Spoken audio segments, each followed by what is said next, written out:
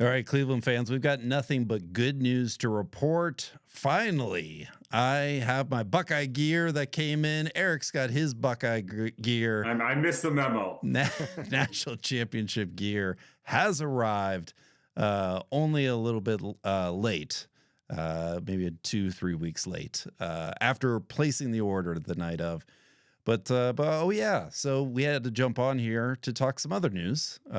Myles Garrett once out. Drew, what is going on? Let's see. The brand is to say something positive here. That's a tall order in this. This feels worse than 1-31, right? Like we just had the Remembrance Day, the Never Forget Where You Came From Day, January 31st. I sent a couple of texts out, about Happy Remembrance Day, never forget. And then sure enough, about a day or two later, we get news that Myles Garrett is seeking a trade. And all I can say is I get it, man. He wants to play for a team that gives himself a chance at least to win the Super Bowl, and it doesn't look like the Browns are going to be in that boat here in 2025, and they most certainly were not last year. So I sort of get where he's coming from. That it's the NFL. Players have very little leverage. Myles is under, relatively speaking, a very friendly, team-friendly contract for the next 2 years. Plus, you could certainly do a year of franchise tag after that. The Browns will be out of the Albatross Watson deal by that time. So easily 3 more years he could be under contract for the Browns. So I don't think the team should be in any big hurry to honor that request. I get where he's coming from. But if I'm the Browns, I certainly put out there that, look, he's under contract for the next 2 years. We don't intend to trade our best player and future first ballot Hall of Famer. With that said, if a deal were to come to fruition, there is a pretty clear precedent for a player like this, a dominant defensive player. I'm looking back at the Khalil Mack trade. I know Myles is a higher caliber player, a whole nother tier if that's even possible. But Khalil Mack was awfully good back then. And the Bears gave up 2 firsts, a third, and a sixth. And they got back Khalil Mack and a second. So if I look at that trade as an example, you could expect the Browns realistically to demand at minimum 2 first-round picks, a second-round pick, and then probably some sort of mid-round pick, potentially a swap. You might add a fifth or a sixth in there, and maybe the Browns give up a fourth or something. But that's realistically what you're looking at: 2 firsts, a second, and a mid-round pick.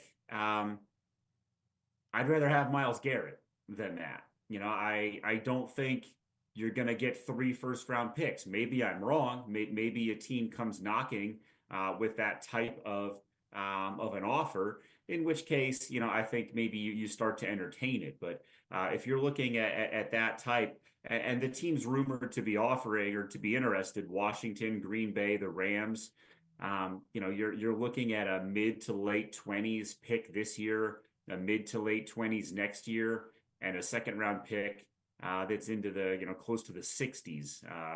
So is that really enough for someone like a Myles Garrett? I'd rather have Myles Garrett than those three type of players that you would get back from that. But if you're looking at the trade, I think that's probably the example to use when thinking about the potential future for Myles and for what the Browns might get in a trade. Eric, I don't know if there's any way around. If there is a trade of Myles Garrett, it is a step away from the Super Bowl. And yeah, I'm certainly crazy, but I think we're certainly not as far away from the Super Bowl as we showed this year. A team that's made the playoffs, 2 of the last 5 years. Myles Garrett, we trade him. We're certainly tearing the team down. That I don't know if that's a clear signal that we are moving away from the playoffs this year. Yeah, definitely. Especially in the short term. I mean, it's not going to be tearing down to the studs the way we did in 2016, 2017, but you lose your best player on defense, or arguably second if you want to look at Denzel Ward, but he will be likely the two-time defending defensive player of the year. So it's kind of hard to argue that. Um, Kind of to Drew's point, I mean, his career started going 0-16. He played a year under Freddie Kitchens. We all know about the Mason Rudolph, as Drew liked to put it, gently put his helmet back on his head for him. uh, and then we had the Deshaun Watson fiasco with poor and inconsistent quarterback play, whether it's Deshaun or other counterparts. Andrew Berry tried his best to put Olivier Vernon, Jadeveon Clowney, Zadarius Smith with him, and none of them were able to stick. They were able to flash maybe here and there in a game, but he has not been hitting on his picks. So I can definitely get the frustration from Myles Garrett's side. From the team side, related to that suspension in 2019, I remember D. Haslam wearing a hat with 95, and it was kind of controversial at the time. The team stood by him, so I could get the frustration by the team's concept. But ever since 2018, when we started this build, there's been a lot of swings at the plate and then a lot of misses. It's going to go back to that trade in 2022 where I felt the team was on the up, on the comeuppance, and it kind of just petered out there. And we've had again some games or two that were nice, and we had the Joe Flacco run, but rather inconsistent. So, it's really tough to kind of argue with what Myles is requesting. The team wanted to make him the face of the franchise. 95% of the teams, it's the quarterback. When you have that franchise quarterback, the Browns had a very good one for several years, but that fizzled out. So, they really have nowhere else to turn as far as the face of the franchise is concerned. Yeah, I mean, it's really tough. It's really disappointing. I wouldn't be upset. I'd be disappointed, but I wouldn't be upset if they traded him. I mean, if we can get multiple first round picks, the question is, what are we going to do with those first round picks? The same as what we did in 2016, 2017, when we had Brandon Weeden and Trent Richardson draft. We had multiple first round Oh, picks don't do this. before. Don't do this. Don't do that. Don't do that. we we've been in this situation before, and it has not worked out. I'm hoping maybe this time will be the time, but it's really hard to lose a key piece in your defense. We've gone over how many times has it been triple team, double teamed, held every other play and not being called. Well, now we're going to have likely, four guys up front who will not be held because their other quarterbacks going to have so much time in the pocket waiting to pick apart our defense. So, yeah, it's really it was really of a bummer of a Monday, and what really drives the point home is the comment that he made in his letter that the Cleveland to Canton reference, which we all want him to go to the Hall of Fame, but I mean I felt like it could have worded a little differently, but I think No, it was a dig at yeah, it was a dig at Andrew Berry. it Andrew was Berry said we want him to go Cleveland to Canton, and he yeah. said my goal was never been Cleveland to Canton. So Yeah, it was a veiled shot. So yeah. I mean, we have had those situations. David Njoku comes to mind that they've asked for a trade and we've said no. But I think he's a unique player, and I think it's going to be more like an OBJ situation where it's going to get so bad and so tenuous. It's better just to move on now. So I expect that. I don't know what that's going to look like. We'll see what kind of offers come. But once the financial constraints are finally relieved from Deshaun Watson, I think we'll be contending again, or at least on that road to it. But 2025, maybe even 2026, could be another challenging year for those Cleveland Browns.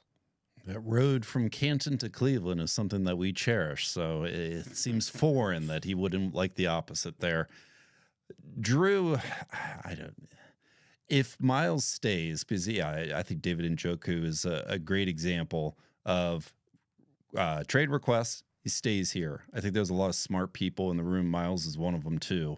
Can we get it worked out? Is there a contract change to Myles? But the other thing that I think of is this, Myles, big Cavs fan, Is this one of the LeBron's playbook here of putting pressure on the franchise to make things happen and not be maybe a little bit more selfish for the future of the team and the dome and getting a quarterback high up that would be a slower change? So I don't know if anything comes to mind, Drew, of like if Miles is back and the pressure is on, what does that offseason look like here to really push to get back into the playoffs? You don't have a whole lot that you can do given the constraints of the salary cap situation where they find themselves, right? Yeah. So what, like, you rub the crystal ball here and you try to think about what they might be able to do. Maybe you convince Kirk Cousins to come back. He wasn't particularly great in Atlanta, but he would be coming back to the same system that he ran for all those years in Minnesota. So, like, maybe you get competent quarterback play there, and you use the second overall pick on Aiden Carter. So you get Myles, you finally give him an elite caliber, bookend opposite on the defensive line so that he doesn't get doubled and triple teamed the entire season. And you'll look to address the rest of it with what resources you have, whatever that might be. You go budget shopping. You try to piece together an offensive line. Maybe you find somebody with the 33rd overall pick in the draft who can play offensive line. It's a long way back. What I will say, the draft is deep at both tight end and running back, both big positions of need. You could get your number 2 tight end. You could get a starting running back, both in the 3rd round. There is some, if you squint really hard and, you could try to see a path to where the Browns do have a winning record. They'll have that 4th place schedule. So, there's a path you can squint at and see where maybe they do sneak into the playoffs. But I think that's probably the ceiling on it. And I think Myles probably knows that.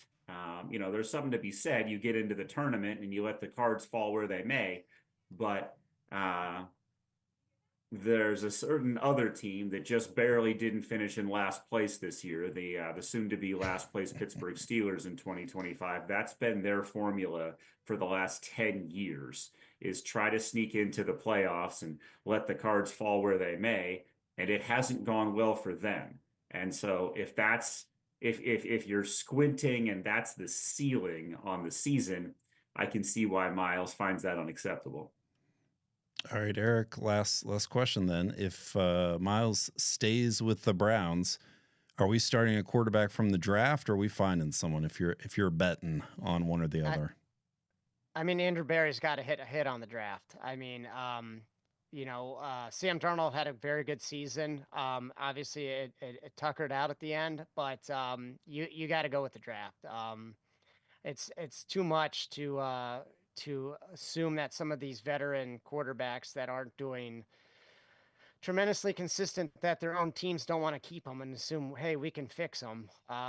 That's a tall order. I mean, there's not going to be a Jaden Daniels every year, but hopefully, we have to take that shot until we have the resources, the financial, resources to get that free agent or a veteran quarterback. I'm fine with just going young and getting a cheaper option as backup or starter to begin the season. Yeah, I mean, you saw Washington and Philadelphia both had pretty solid drafts, and you saw where they ended up.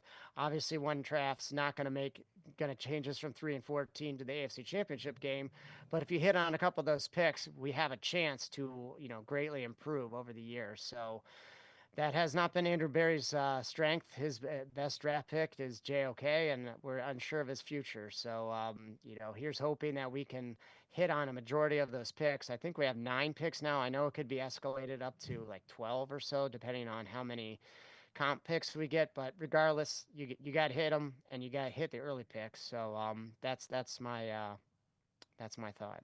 Time to put in the work, Andrew Berry. It's not going to be as easy as we have a star quarterback at the number 2 draft position. If we get lucky, maybe it is, but I don't think it's going to be that. I think there's going to be a lot of effort that needs to be put into finding our quarterback for the next year. We certainly aren't giving up hope that Myles won't be back with the Browns next year. Go Browns. We'll see how this pans out. Go Browns.